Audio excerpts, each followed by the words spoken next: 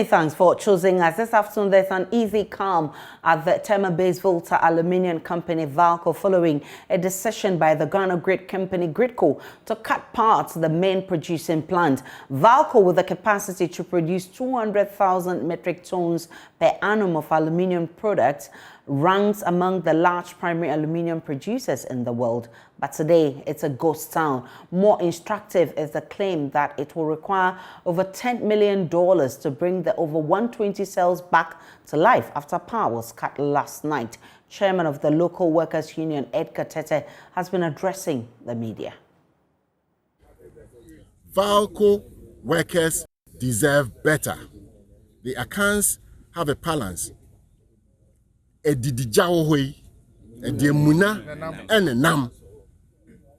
Our agitation stems from the fact that we are being denied of our wages. Our wages have reduced in its purchasing power. We want you to give us our purchasing power. That is all. But the unfortunate incident here is that all the top management are retirees, and they are determining our fate here. So when we went to the table and they were proving difficult, then we have no option than to get them out. After all, they have overstayed. They are more than 60 years. And we need more vibrant, energetic young men and young women to come and support the system. This is a government entity. It is a strategic one. It is the pivot around which the integrated aluminium project revolves. Thank you, so sir. I plead with Mr. President. You should look into this shutdown. You tell us you don't have money to increase our salary, but you have money to bring back to life 127 pots, which you intentionally and deliberately made conscious effort to kill yesterday. Come on, tell me. To repair one cell or to bring one cell back to life is more than 100,000 US dollars. You don't have money to increase my salary from 1,989 to 2,600, but you have money to bring back the dead pot that you have intentionally and deliberately schemed up to kill, all in the name of ego. Please, Mr. President, we want you to set up a committee, come over here and investigate. And whoever will be found culpable, I leave that to you.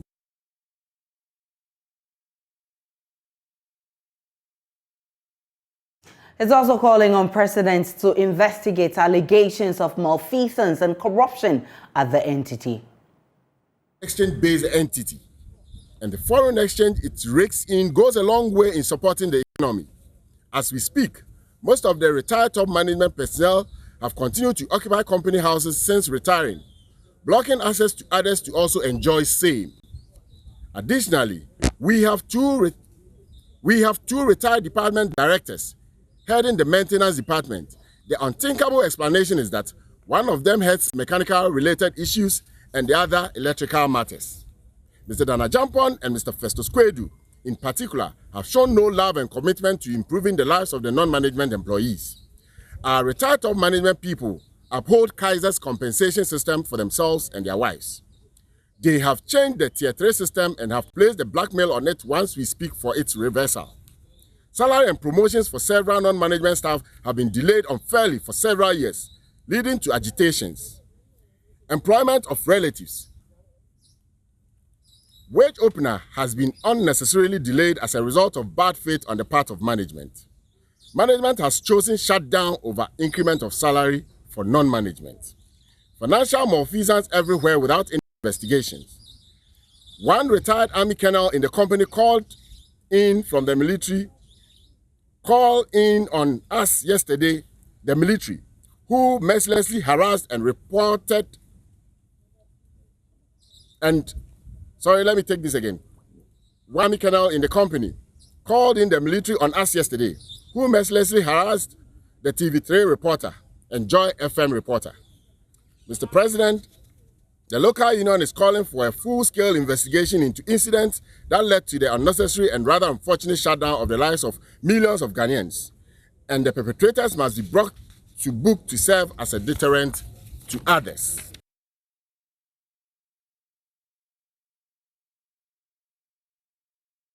This afternoon, new prices of fuel have taken effect at the pumps as the litre of petrol is now being sold at 17 cedis at some filling stations. The oil marketing companies are attributing the unstable and escalating prices to the depreciation of the cedi against the dollar. This comes barely 48 hours after government had announced plans of securing cheaper fuel. Here's chairman of the oil marketing companies, Midday, announcing the new prices. There will be an increase in the next pricing window. Yes. Because of the gyration of our cedi versus the dollar. For petrol, we're expecting 17. Yeah. I think 17 cedi a litre for the lowest. For the lowest side of the spectrum. Yes. Remember, over a period, we have really the issues have been piling up. Let's know we have to really get into. This has been met by a huge public outcry, and this is to the continuous incremental fuel prices. My colleague Richard Kwejo has been engaging a section of the public. He joins me via Zoom with more. Kwejo, earlier you visited some fuel stations. What did you find?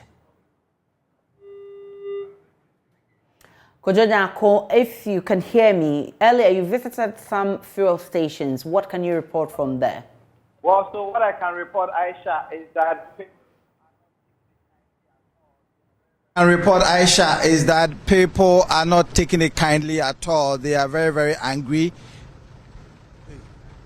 They are very, very angry because they cannot make ends meet. The drivers that we spoke to, they said that they cannot even break even. At the end of the day, they have to go home and feed their families. And so that is what they are saying. And they are calling on the president to do something about it, because every other day, it seems that the fuel prices are increased, and it is not something that they are taking lightly at all. Transit yard, what are they telling you?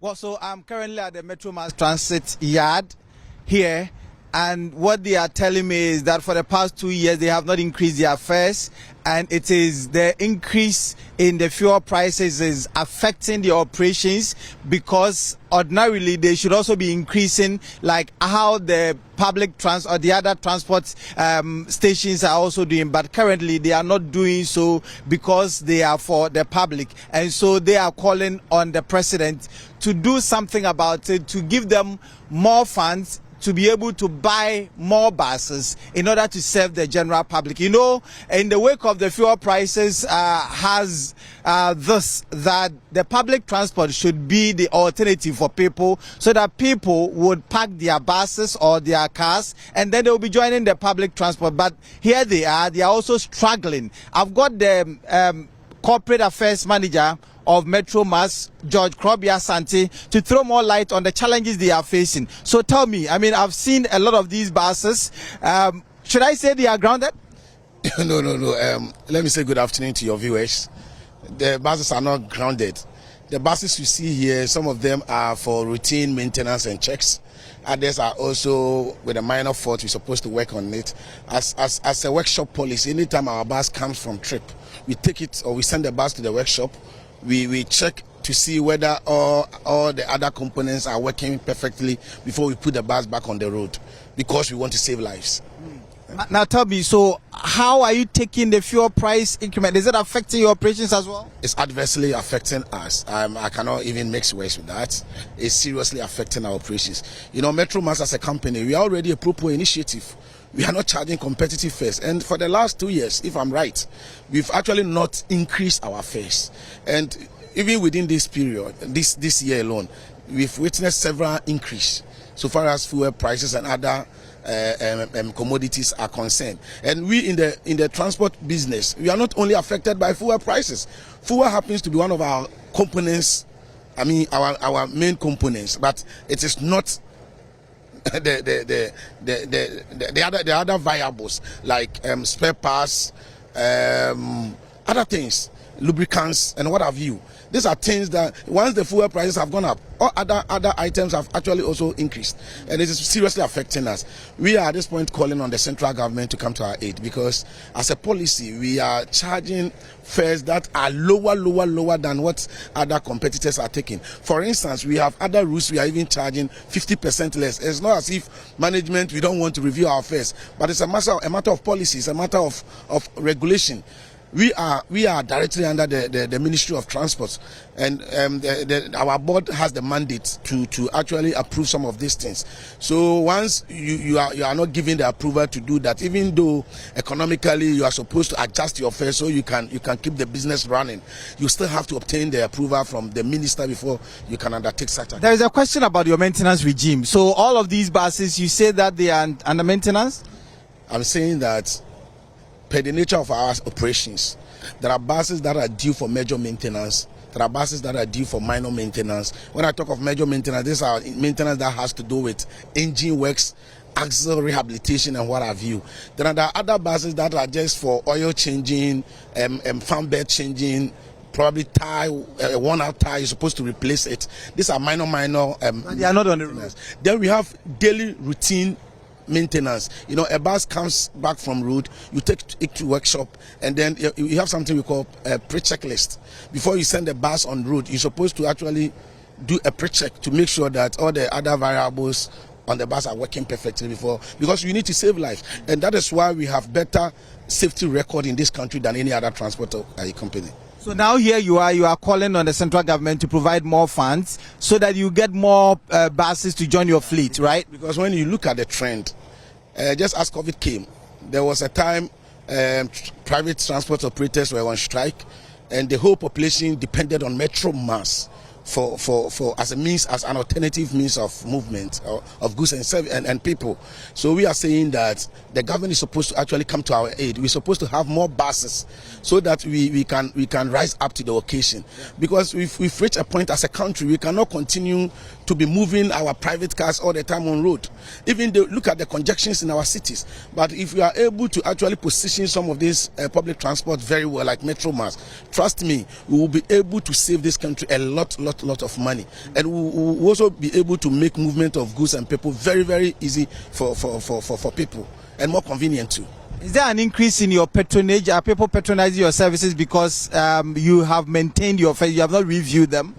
No, Metro Mass, we have our markets, we have our customers, because we normally, most of our routes are hinterlands where other private operators do not want to go because economically or financially it's not viable. But because we are a company that is a pro-poor initiative, the idea is that we are supposed to make movement of goods and people from hinterlands to the urban centers very smooth, very easy, and very convenient for people. That is what we are doing. We are not driven by profit. However, as a company, are you seeing some increase in your patronage? Of course. As a company, you are supposed to break even.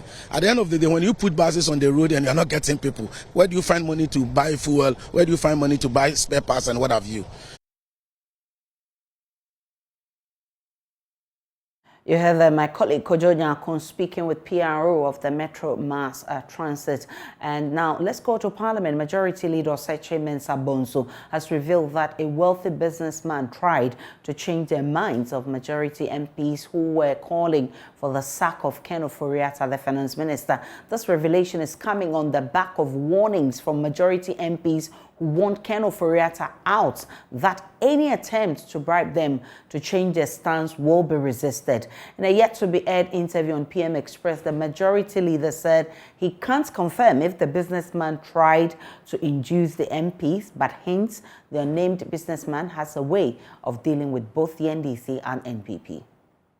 I am not aware of that. I'm not privy to whatever inducements that people are offering. I'm not privy to that at all.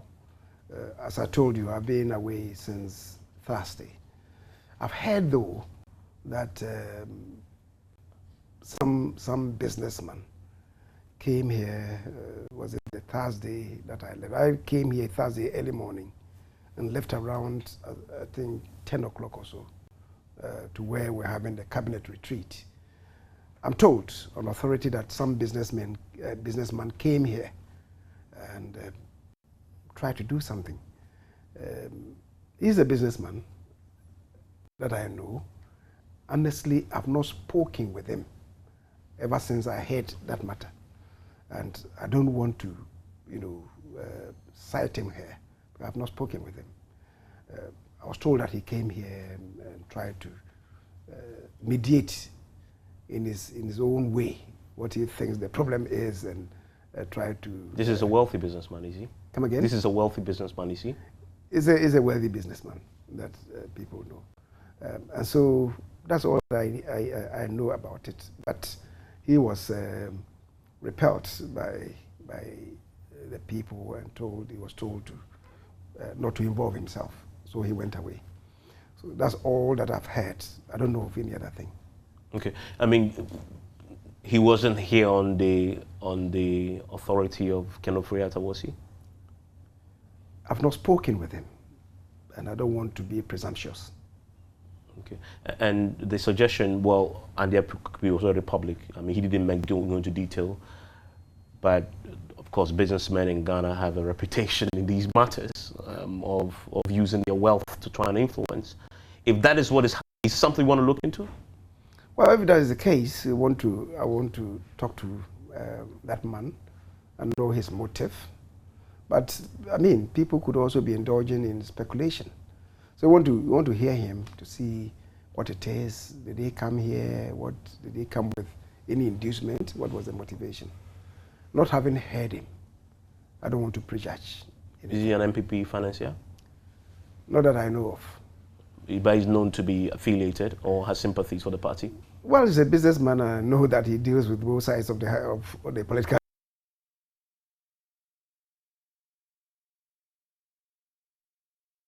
The full interview with Evans Mensah airs tonight on PM Express at 9 p.m. on the JoyNews channel. Please make a date. To other stories, the Ministry of Food and Agriculture is expected to, as part of measures to arrest the increasing prices of farm produce, facilitate the transportation of food from the farm gates to Accra and other urban centers. The move, according to the Agric Minister, Dr. Usefri, is expected to bring what he calls a bumper harvest closer to urban consumers to make prices competitive. The Seshirioso area of the Western North region is touted as a large-scale plantain growing community aside cocoa. After engaging the farmers on the tour, Sector Minister Owusu Efriyi says the ministry will now be directly involved in the purchasing and supply to consumers and the special program aimed at price stabilization. If you say, Mumubako Kasano, say free, body free. A foam, a day back, say we also cry no. A bedroom has an animal about whom you know answer. Until we chemo conquer that is about who bedu, and as Santana AC, until one can say, a Dianini, a hobby brace. The price of food in Accra is so high. One of you said the price of plantain from the farm gate to Sehioso here increases about threefold. How about when they are taken to Accra?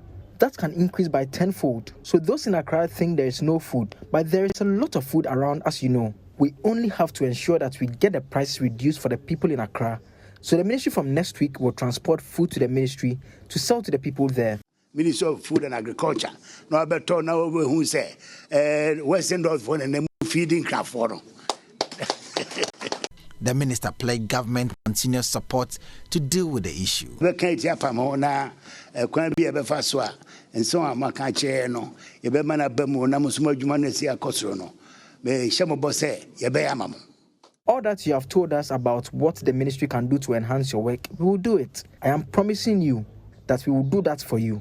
I want to applaud you for the incredible work you've done here in the Western North. Who say, Kuayo region Hano? A Kosora, me bomba basso, some idea, Juma, Dending, a Juma. Some of these food growers explained what more must be done to elevate food growing in the region. I come, it's your best say of your phone so before money and travel. Send a bay of Yayo, a refining Tampa, a friend, so about cool. It's how many minister. Petrol says in your robbery, but you leave a tourist store. Because I said, by your poultry farm, Yahweh, I don't establish a poultry farm, 1,300. Yahweh, see, will for veterinary or a true money. To be frank, once I'm on Yahweh, I will come money. You go to Kumasi and you have to go to Kumasi.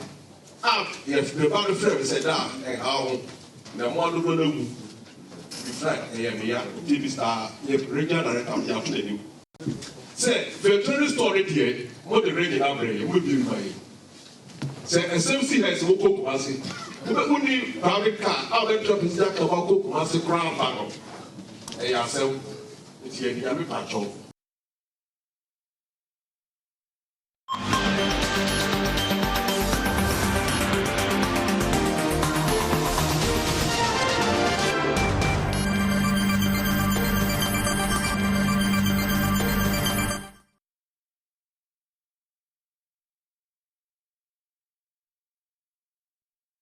So what does this mean for farmers? Dr. Charles Nyaba is the Executive Director of the Peasant Farmers Association. He joins me via Zoom for more. I'm grateful for your time this afternoon. What does this latest decision by the Agric Ministry mean to farmers?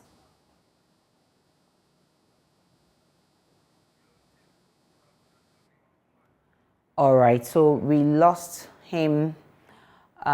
We've lost Dr. Nyaba there. We'll try and bring him back on this one. But right now, let's go back to Parliament because the National Democratic Congress has presented a petition to Parliament seeking to freeze the laying of a proposed CI which will make the Ghana card the sole document of identification to enroll onto the voters register. That petition is listed on the other paper to be presented by Minority Leader Haruna Idrisu. Parliamentary correspondent Kweku Asante joins us with more. Kweku, bring us up to speed on the details of this petition.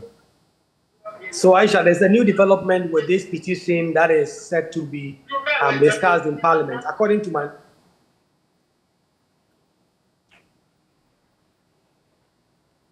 Kweku Asante is our parliamentary correspondent. He will try and get him back because definitely we need to get to the bottom of this. There's a petition by the NDC trying to prevent a CI that will make the Ghana card a sole document to help you vote as a voter. We'll try and get Kweku Asante back. Kweku, tell me more about this petition.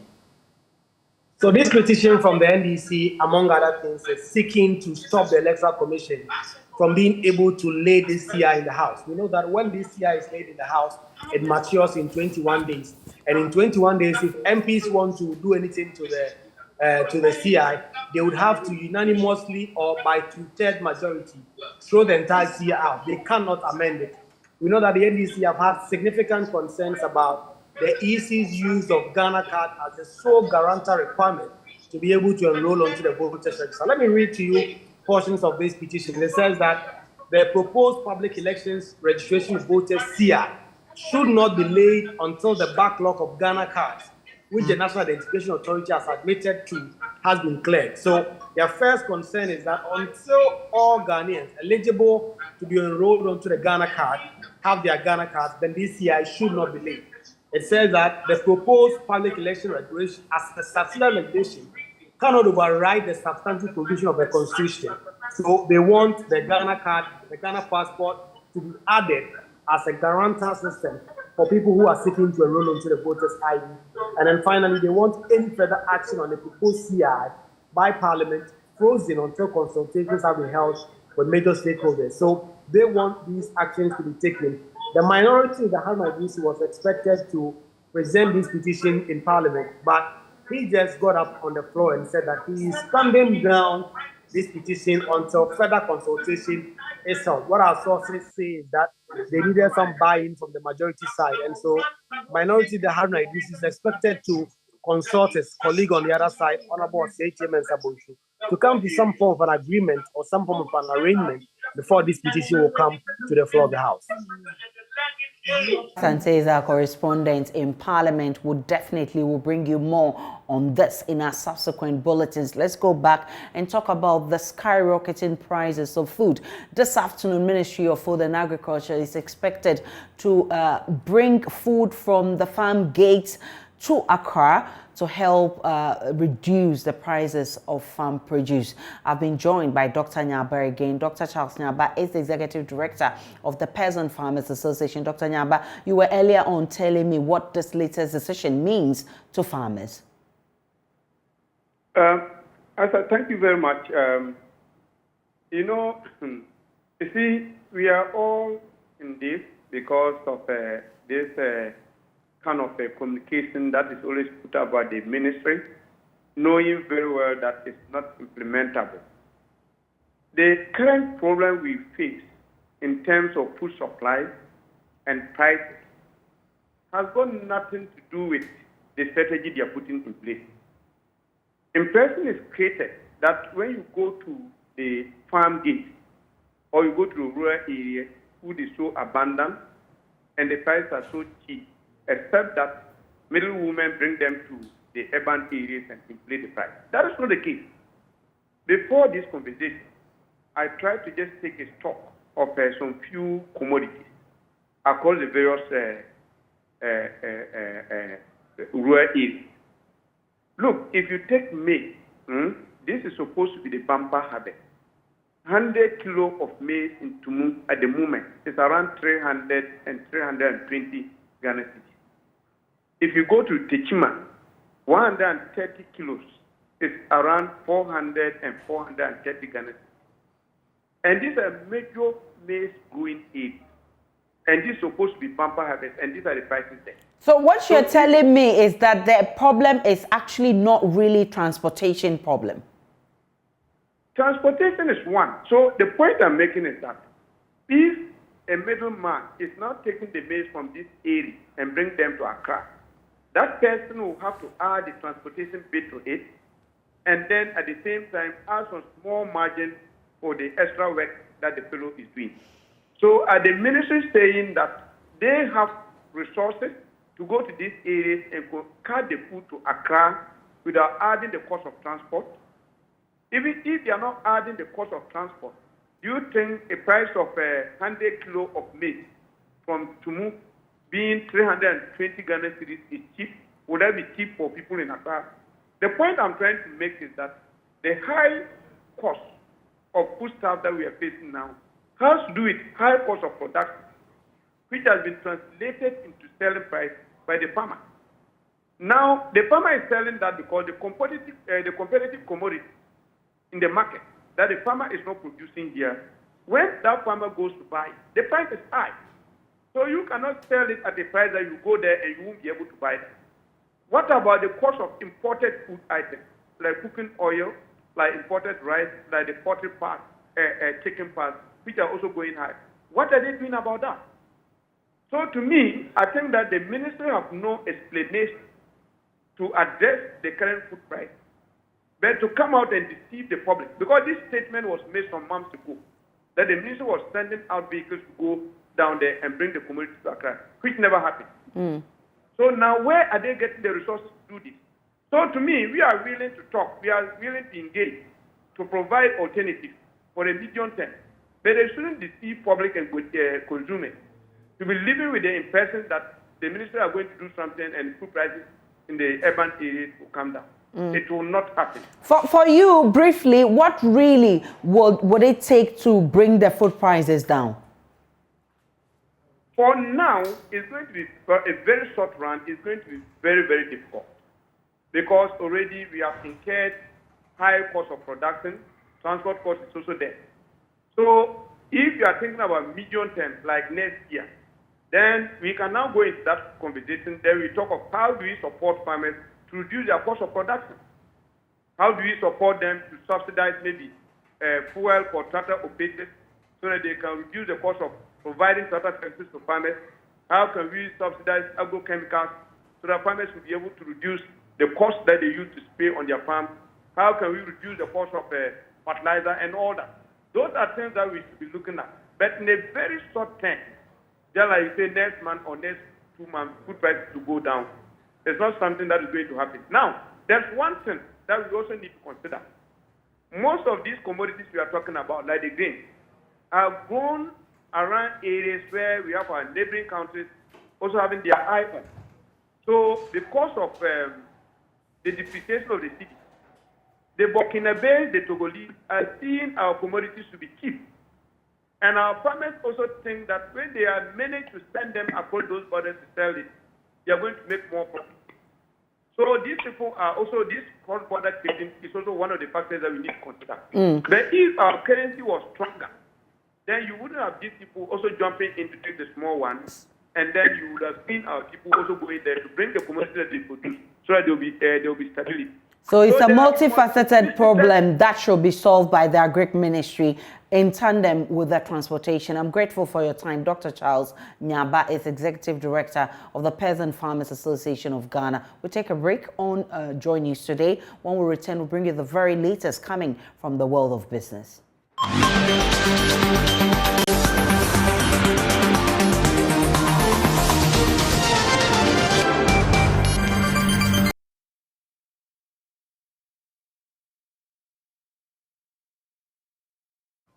Hi, good afternoon. Welcome to Business. My name is Darryl Kwao. The Ghana Export Promotion Authority has engaged stakeholders on the need to add value to their produce in order to benefit from the Africa Continental Free Trade Agreement after. The Stakeholders Forum also forms part of government's agenda for every district to identify one exportable product under the National Export Development Strategy. There is more in the following report. Forum was made up of farmers, aggregators, processors, distributors, and exporters. According to Ghana Export Promotion Authority, GEPA, the forum is to bring the essence of African Continental Free Trade Agreement AFTA and National Export Development Strategy to stakeholders. Chris Amponsa Saki is the OT and Volta Regional Director for GEPA. According to him, the country has not made much gains from exporting raw materials, hence the need to add value to the produce before taking them out to other countries. We realize that for the people to understand what the net is about and to prep themselves to take advantage of the net, and then after, we need to go down to the districts. And that is the reason why we are here today. So we brought all the actors here. We have the farmers, we have the processors, we have aggregators, and we have the distributors, the exporters here as well. So we are coming to sensitize them and to also find ways and means by which we can support them to expand their businesses so that we can export a lot more. He is urging farmers in the region to form unions in their various product areas so they can benefit from various packages for farmers rather than applying for such as individuals. If you are able to develop products in your respective districts, we would ensure that we get you the market. We get you the market. So that challenge that you face when you produce anything will no longer be there because we would get you the market. And that is what Ghana Export Promotion Authority, that's what we do. And we want to sign an MOU with you to show you or to tell you that we mean business. If Ghana Export Promotion Authority wants to support farmers, we always want to do that through associations. We always want them to form cooperatives so that when we are helping them, the help is able to reach so many people rather than helping individuals. And so we entreat farmers to form associations, to come together as cooperatives so that we can support them. Even when it comes to training as well, that Ghana Export Promotion Authority has the GEPA Export School that we organize. We can target some of these people and then offer training to them. Now, the Ghana National Petroleum Corporation, GNPC, has pledged its continuous investment in science, technology, engineering, and mathematics STEM education in Ghana. The corporation believes local content participation in the petroleum sector could be maximized through developing expertise in STEM within the value chain. Chief Executive Officer Opoku Ahwene Dankwa was speaking at the grand finale of the 2022 National Science and Math Quiz in Kumasi. The government is set to establish 5 STEM-based universities in the 5 newly created regions in the country. This move is in line with the policy of expanding and promoting STEM education at all levels. The Ghana National Petroleum Corporation, GNPC, wants corporate bodies to support the policy by investing in STEM education. Opoku Awinie Dankwa is CEO of the GNPC. GNPC, as the national oil company, recognizes the urgent need to maximize local content and local participation for the people of Ghana. Inside the National Science and Maths Quiz, it is indeed a good project. And that is why GNPC, Ghana National Petroleum Corporation, has decided to join in by promoting the study of science and mathematics, which is the bedrock of our very existence today.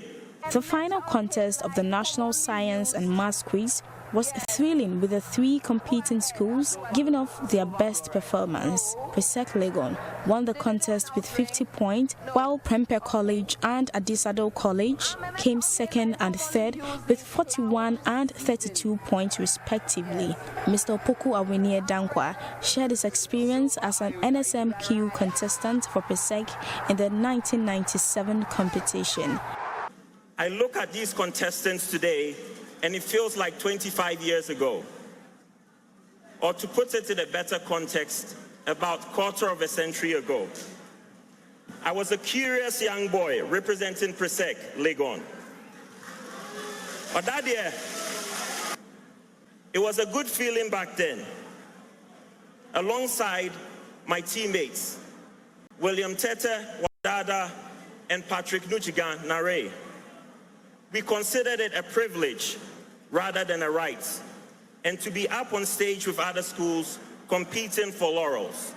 Meanwhile, the GNPC is offering 5 scholarships to 5 outstanding contestants to study a science-related program in any Ghanaian university. The management of Primetime Production was lauded for sustaining the NSMQ project for the past 29 years. For JoyNews, Anita Sewa Ajugan reporting. We've got the day's latest on the marketplace at the top of the hour. Sports is coming up next. You stay tuned. And it's time now for Showbiz. Following the death of Davido's son, Effienyi, the Lagos State Police Command has confirmed that all members of the singer's domestic staff are currently in police custody. The command spokesperson, Benjamin Hundeyin, confirmed this to Daily Post on Tuesday morning after a report of Effienyi's death went viral. The DMW boss and his fiancée, Chioma Rowland, were away from the house when the boy drowned in a pool at his father's house in Banana Island on Monday. Speaking with Daily Post on the unfortunate incident, the Lagos PPRO said preliminary investigations are currently ongoing to unravel what led to the boy's death. He said domestic staff at Davido's home have been taken to the station to give their own account of what happened. I wouldn't call that arrest yet. If after they all give their own account of what happened and after preliminary investigations, if any one of them is found culpable, the person will now be placed under arrest. Really sad story there. That is it for Showbiz, and that'll be it for the bulletin this afternoon. My name is Aisha Ibrahim. Many thanks for watching. Log on to myjoyonline.com. You'll get updates of all the stories and developing stories. Enjoy the rest of our programs.